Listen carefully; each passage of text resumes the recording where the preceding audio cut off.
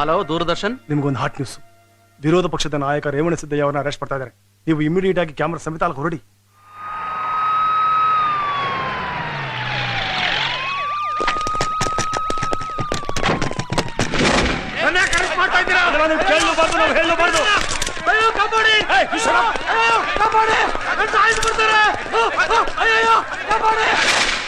ಇದೊಂದು ಮುಖ್ಯ ಸಮಾಚಾರ. ಇಂದು ಮುಂಜಾನೆ 3 ಗಂಟೆಗೆ ವಿರೋಧ ಪಕ್ಷದ ನಾಯಕರನ್ನು ಯಾವುದೇ ಮುನ್ಸೂಚನೆ ಇಲ್ಲದೆ ಬಂಧಿಸಲಾಗಿದೆ. ಬಂಧನಕ್ಕೆ ಕಾರಣ ತಿಳಿದುಬಂದಿಲ್ಲ. ನಗರದಲ್ಲಿ ತೀವ್ರ ಗಲಭೆ ಮತ್ತು ಹಿಂಸಾಚಾರ ವ್ಯಾಪಕವಾಗಿ ನಡೆದಿದೆ. ಮುಂಜಾಗ್ರತಾ ಕ್ರಮವಾಗಿ 1 ದಿನದ ಬಿಗಿ ಬಂದೋಬಸ್ತ್ ಅನ್ನು ಏರ್ಪಡಿಸಲಾಗಿದೆ. ನಗರದ ಎಲ್ಲಾ ಶಾಲಾ ಕಾಲೇಜುಗಳಿಗೂ ರಜೆ ಘೋಷಿಸಲಾಗಿದೆ. ಎಲ್ಲಿ ಹೋಗ್ತಿದ್ದೀರಾ? ಊರಲ್ಲೆಲ್ಲ ಗಲಾಟೆನಂತೆ, ಮಕ್ಕಳು ಸ್ಟ್ಯಾಂಡ್ ಅಲ್ಲಿ ಇರ್ತಾರೆ, ಕರ್ಕೊಂಡ್ ಬಂದ್ಬಿಡ್ತೀನಿ.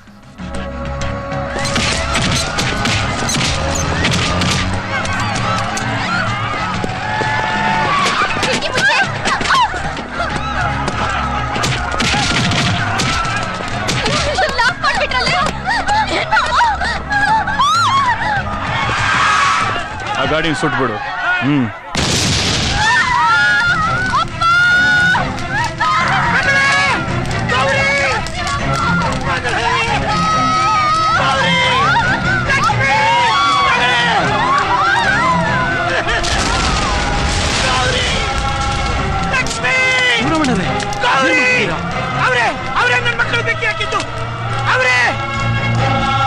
ಇವರು ಕಿಂಗ್ ಮೇಕರ್ ಶರತ್ ಚಂದ್ರ ಅವ್ರ ತಮ್ಮ ಜಯಚಂದ್ರ.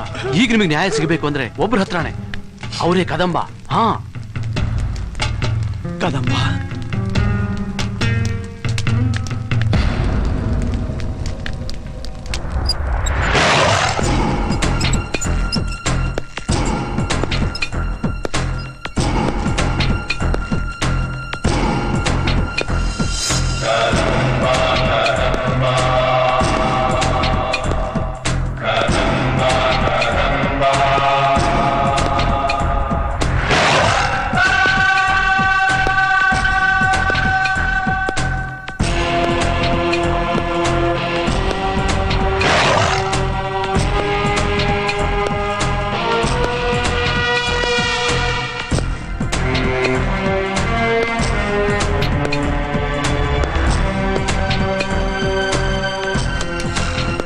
ಯಾರು ನೀವು? ಹೋಗಿ ಆಚೆ. ಯಾರು ನೀವು? ಆಚೆ ಹೋಗಿ, ಮುಟ್ಬೇಡಿ ಅದನ್ನ.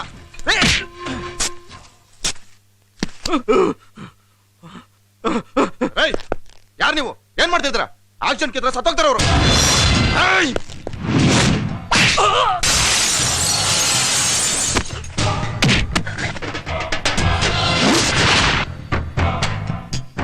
ನೀನ್ ಸುಟ್ಟಿದ್ದು 1 ವ್ಯಾನ್, ಅದರಲ್ಲಿ ಸತ್ತಿದ್ದು 2 ಹೆಣ್ಮಕ್ಳು, ಅವ್ರನ್ನ ನಂಬ್ಕೊಂಡಿದ್ದು 3 ಜೀವಗಳು. ಇದಕ್ಕೆ ನೀನ್ ಕೊಡ್ಬೇಕಾದ ಪರಿಹಾರ 4 ಲಕ್ಷ. ಕೊಡಲ್ಲ ಅಂದ್ರೆ?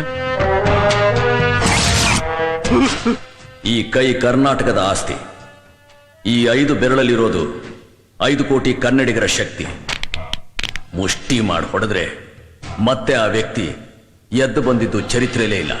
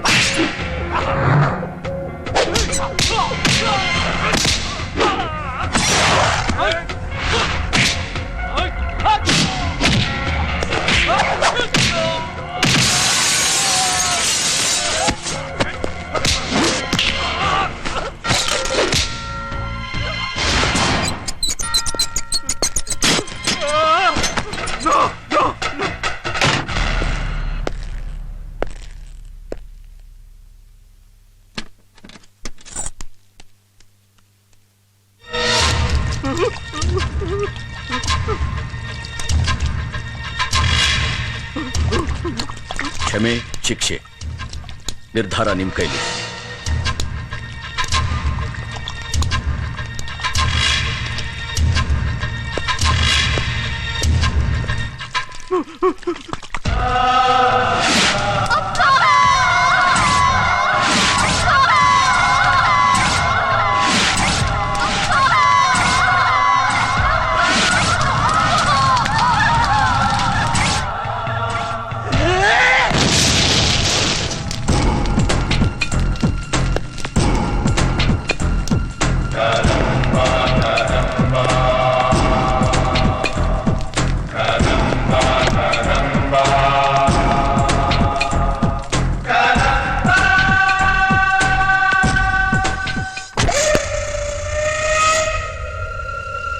ತನ್ನ ಸ್ವಾರ್ಥಕ್ಕೋಸ್ಕರ ಯಾರನ್ನು ಬೇಕಾದ್ರೂ ಬಲಿ ತಗೊಳ್ಳೋನು ಈ king maker Sharath Chandra.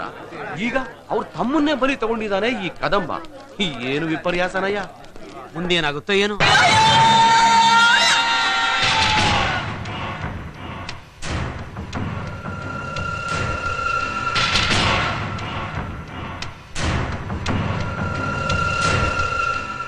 Police officer ಬಂದ್ರು sir. I am sorry sir. Party president ಬಂದ್ರು ಸರ್. Sorry sir.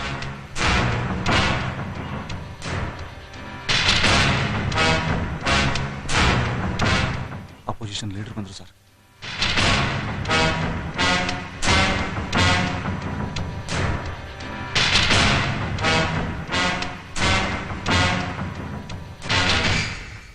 ಆ ಚೀಫ್ ಮಿನಿಸ್ಟರ್ ಹೆಸರು ಹಾಳು ಮಾಡಕ್ಕೆ ಹೋಗಿ ಅದು ನಮಗೆ ರಿವರ್ಸ್ ಆಗೋಯ್ತು.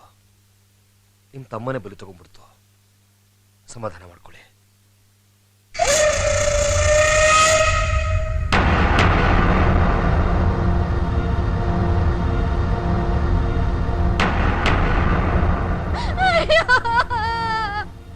ಅಯ್ಯೋ, ನನ್ನನ್ನು ಒಂಟಿ ಆಗ್ಬಿಟ್ಟು ಹೋಗ್ಬಿಟ್ರಲ್ಲ. ಇನ್ ಮುಂದೆ ಹಾಗಿರ್ಲಿ ನಾನು. ನಿಮ್ಮನ್ ಬಿಟ್ಟು ಬಹಳ ಶಕ್ತಿ ನನ್ಗಿಲ್ಲ. ನಿಮಗ್ ಬಂದ್ ಸಾವು ನನಗ್ ಬರ್ಬಾರ್ದಿತ್ತ. ಏನು ಅಂದ್ರೆ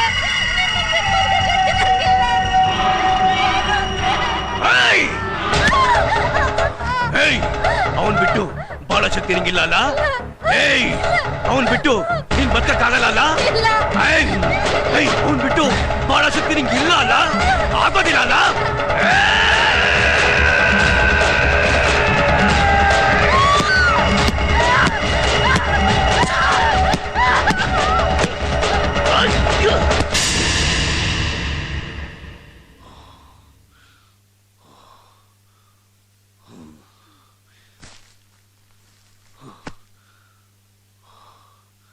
ಸರ್, ಈ ಮಾಲೆ ಕದಂಬ ಅವ್ರು ಕಳಿಸಿದ್ದಾರೆ ಸರ್.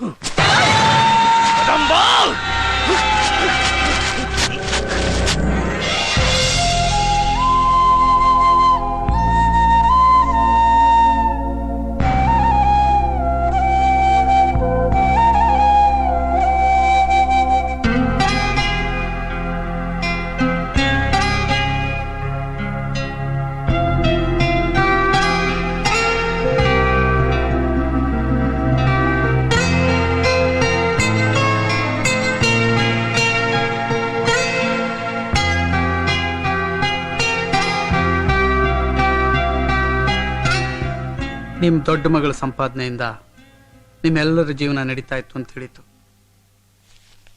ತಗೊಳ್ಳಿ.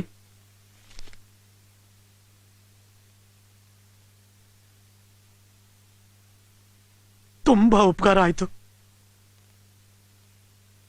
ನಮ್ಮಂತ ಬಡವರಿಗೆ ನೀವೇ ದೇವರು. ನಾನು ದೇವರಾಗಿದ್ರೆ ನಿಮ್ಮ ಮಕ್ಕಳನ್ನ ವಾಪಸ್ ತಂದು ಕೊಡ್ತಾ ಇದ್ದೆ. ನಾನು ಮನುಷ್ಯ, ನನ್ನಿಂದ ಇಷ್ಟೇ ಮಾಡಕ್ ಸಾಧ್ಯ ಆಗಿತ್ತು. ಸಂಸಾರದ ಹೊರೆ ಹೊತ್ತಿದ್ದ ಒಬ್ಬ ಹೆಣ್ಮಗಳನ್ನ ಕಳ್ಕೊಂಡೆ. ಆದ್ರೆ ಜವಾಬ್ದಾರಿ ಹೊತ್ತಿರೋ ಒಬ್ಬ ಮಗನ್ನ ನಿಮ್ಮಲ್ಲಿ ಕಾಣ್ತಾ ಇದ್ದೀನಿ ಸರ್. ಆ ದೇವರು ನಿಮ್ಗೆ 100 ವರ್ಷ ಆಯಸ್ ಕೊಟ್ಟು ಚೆನ್ನಾಗಿಟ್ಟಿರ್ಲಿ, ಚೆನ್ನಾಗಿಟ್ಟಿರ್ಲಿ ಸರ್.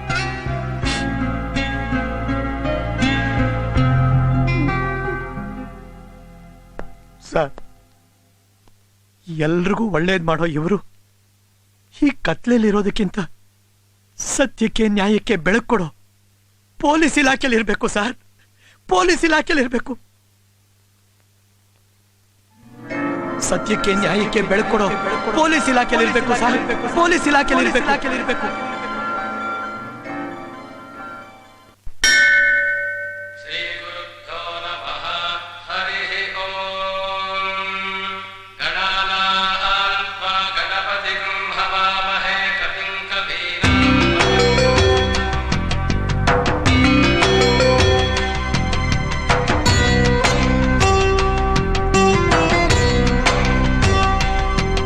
ನಮಸ್ಕಾರ ಸರ್. ಬನ್ನಿ ಸರ್ ಒಳಗಡೆ. ಪರವಾಗಿಲ್ಲ, ನೀವೇ ತಾನೆ. ಬನ್ನಿ ಸರ್ ಒಳಗಡೆ. ಪರವಾಗಿಲ್ಲ, ನಾ ಕ್ಯೂನಲ್ಲೇ ಬರ್ತೀನಿ. ನಿಜವಾಗ್ಲೂ ಒಳ್ಳೆ ಸ್ಟ್ರಿಕ್ಟ್ ಆಫೀಸರಪ್ಪ. ಯಾಕೆ ಸ್ವಾಮಿ ಒಳಗಡೆ ಬಿಡ್ತಾ ಇಲ್ಲ? ಡೆಪ್ಯೂಟಿ ಸಿಎಂ ಬರ್ತಾರಂತೆ, ಅದಕ್ಕೋಸ್ಕರ. ಎಷ್ಟೊತ್ತಿಗೆ ಬರ್ತಾರೋ? ಬರ್ತಾರ ಇರ್ರಿ, ಏನ್ರಿ ಅವಸರ?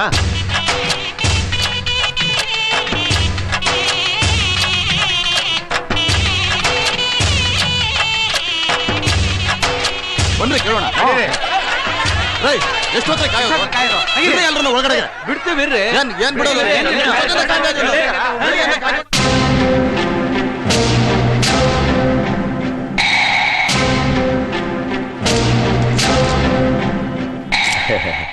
ನಮಸ್ಕಾರ. ಪಾಪ ಬೆಳಗ್ಗೆಯಿಂದ ಎಲ್ಲರೂ ದೇವ್ರ ದರ್ಶನ ಕ್ಯೂ ನಿಂತಿದ್ದಾರೆ. ನೀವು ಬರ್ತೀರಂತ ಯಾರನ್ನೂ ಒಳಗಡೆ ಬಿಟ್ಟಿಲ್ಲ. 10 ನಿಮಿಷಕ್ಕೆ ಬರ್ತೀನಿ ಅಂತ ಹೇಳಿ ನೀವು ಇಷ್ಟು ಲೇಟಾಗಿ ಬಂದು ದೇವ್ರ ದರ್ಶನ ಮಾಡ್ತಿದ್ದೀರಾ? ಇದು ಯಾವ ನ್ಯಾಯ? ಅಂದ್ರೆ ನನ್ನನ್ನು ಕ್ಯೂನಲ್ಲಿ ನಿಂತ್ಕೊ ಅಂತ ಹೇಳ್ತೀಯಾ? ಅದ್ರಲ್ಲಿ ತಪ್ಪೇನು ಸರ್? ದೇವ್ರ ಸನ್ನಿಧಿಲಿ ಎಲ್ಲರೂ ಒಂದೇ ತಾನೆ. ಅದು ಅಲ್ಲದೆ ನಿಮ್ಮನ್ನ ಅಧಿಕಾರದಲ್ಲಿ ಕೂರಿಸಿರೋರೆ ಕ್ಯೂನಲ್ಲಿ ನಿಂತಿದ್ದಾರಲ್ಲ. ಅವರು ಬಂದಿರೋದು ಅವ್ರ ಒಳ್ಳೇದಕ್ಕೋಸ್ಕರ ದೇವ್ರ ಹತ್ರ ಬೇಡ್ಕೊಳ್ಳೋದಕ್ಕೆ.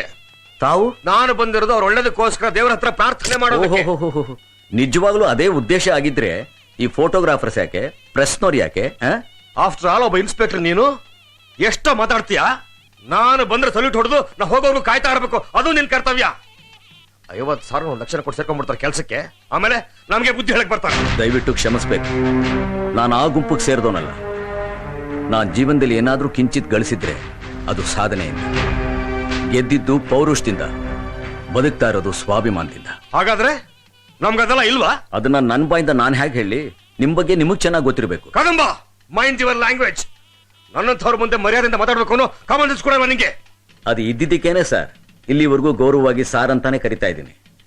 ಇಲ್ದಿದ್ರೆ ನಾನು ಬೇರೆಯವ್ರ ತರ.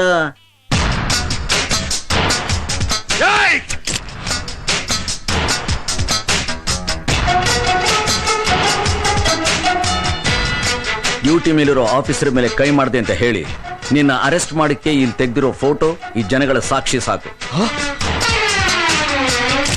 ಆದ್ರೆ ಏನ್ ಮಾಡ್ಲಿ, ನಾನು ಹಾಕಿರೋ ಈ ಯೂನಿಫಾರ್ಮು, ಈ ಪವಿತ್ರವಾದ ಜಾಗ, 61,550 ಓಟ್ಗಳಿಂದ ಗೆಲ್ಸಿರೋ ಈ ಜನಗಳ ನಂಬಿಕೆಗೆ ಅವಮಾನ ಮಾಡೋಕೆ ನನಗಿಷ್ಟ ಇಲ್ಲ.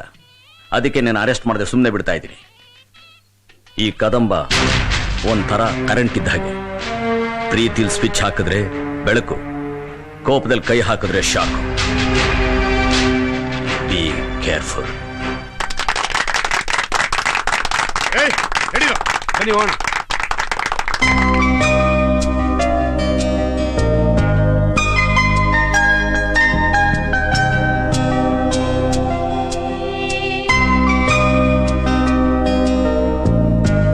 ನಿನ್ಗೆ ಯಾಕೆ ಬೇಕೋ ಊರು ಸಾಬ್ರಿ? ಹೋಗ್ಲಿ, ಅದನ್ನ ಯಾರಾದ್ರೂ ಒಬ್ರು ಮೆಚ್ಕೊಂಡ್ರ? ಯಾರು ಮೆಚ್ಕೊಂಡ್ರೆ ಬಿಟ್ಕೊಡ್ರೆ ನನಗೇನೋ. ನನ್ಗೇನ್ ಅನ್ಸುತ್ತೋ ಅದನ್ನ ಹೇಳ್ತೀನಿ, ಹಾಗೆ ಮಾಡ್ತೀನಿ. ಆಗೋಗಿದ್ರ ಬಗ್ಗೆ ಯಾಕ ಸುಮ್ಮನೆ ತಲೆ ಕೆಡಿಸ್ತೀಯಾ? ಹೇ ರಮೇಶ, ಇಲ್ಲಿ ಬಾಟ್ಲ್ ರೆಡಿ ಇದೆ ಕಣ, ಬಾರ. ಹೇ, ಮುಖದ ಮೇಲೆ ಹೊಡಿತೀನಿ.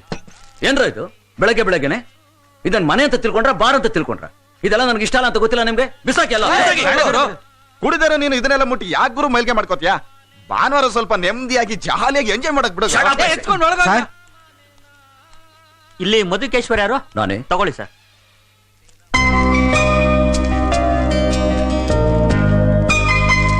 Thank you sir.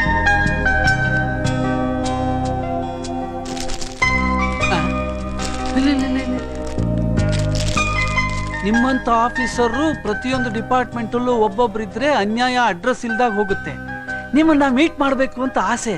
ನಾಳೆ ಬೆಳಿಗ್ಗೆ 11 ಗಂಟೆಗೆ ಗೆಸ್ಟ್ ಲೈನ್ ಹೋಟ್ಲಲ್ಲಿ ಹಳದಿ ಸೀರೆ ಉಟ್ಕೊಂಡು ಕಾಯ್ತಾ ಇರ್ತೀನಿ. ಯಾಮೇನಿ ಈಗೇನ್ ಹೇಳ್ತೀಯ? ಒಳ್ಳೇದನ್ನ ಒಳ್ಳೆಯವ್ರನ್ನ ಮೆಚ್ಕೋತಾರೆ ಅನ್ನೋದಕ್ಕೆ ಇದೇ ಸಾಕ್ಷಿ. ಅಂದ್ರೆ ನಾಳೆ ನೀವು ಅಲ್ಲಿ ಹೋಗ್ತಾ ಇದ್ದೀರಾ? ನಾನಾ? ಕರೆದ ತಕ್ಷಣ ಹೊರಟೋಗ್ತೀನಾ? ಅದು ಡ್ಯೂಟಿ ಟೈಮಲ್ಲಿ.